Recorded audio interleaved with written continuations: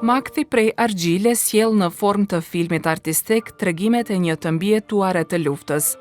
Rrëfimi aty merr shkas nga një trajnim që synonte ballafaqimin me të kaluarën në Kosovë.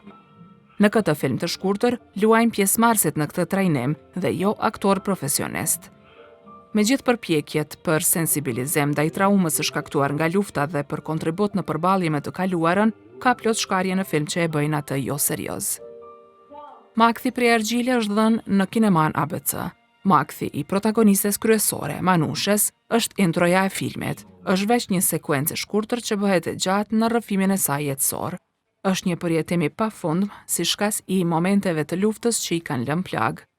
Këtë rol e luan Lavdije Berisha Raci.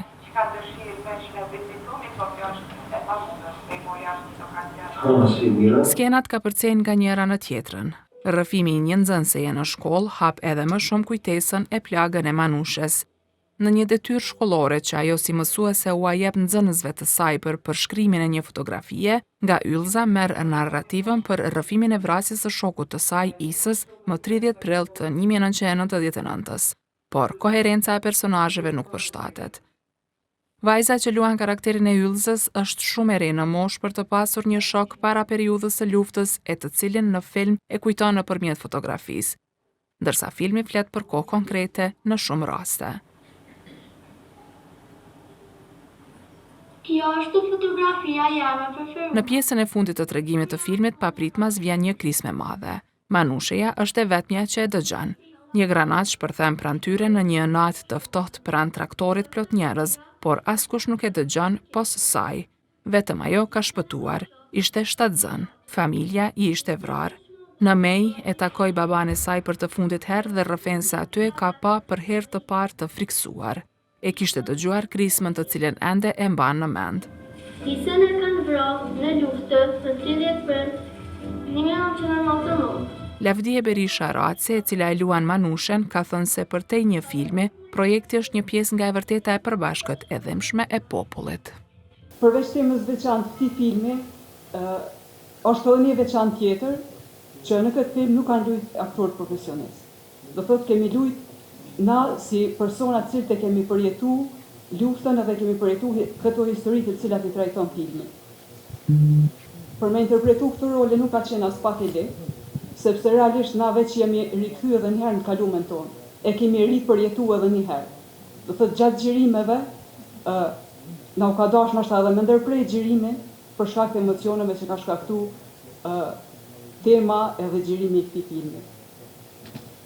Ka pas momente kur jemi poshtu shumë për emocione, por mendoj se pikërisht kjo e vërtet dhe ky emocion i kanë dhënë kuptim edhe jetë këtij projekti.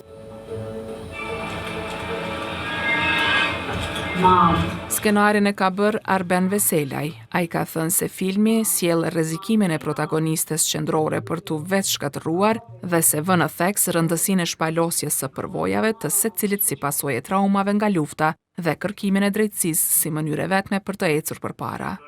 Makthi prej argjile synon të sfidojë audiencën kosovare për nevojën e domosdoshme të një procesi kolektiv mbi ballafaqimin dhe dokumentimin e të kaluarës.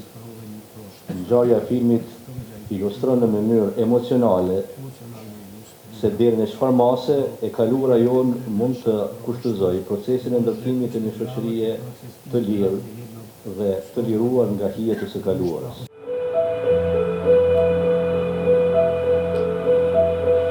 E regjisori i filmit Makthi prej argjile, Burim Baftio, ka thënë se trajtimi i kësaj tematike është shumë e rëndësishme për shoqërinë e Kosovës. Është diçka shumë e rëndësishme për shoqërinë tonë, edhe ANP si ndër organizatat e rralla është të punuar këtë rritim në Kosovë. Dhe një ashtu e falenderoj për besimin që e ka pas mu për më besu këtë projekt kaq ambicioz për ANP-n edhe për mua dhe për gjithë neve që unë me drejtu këtë skenar.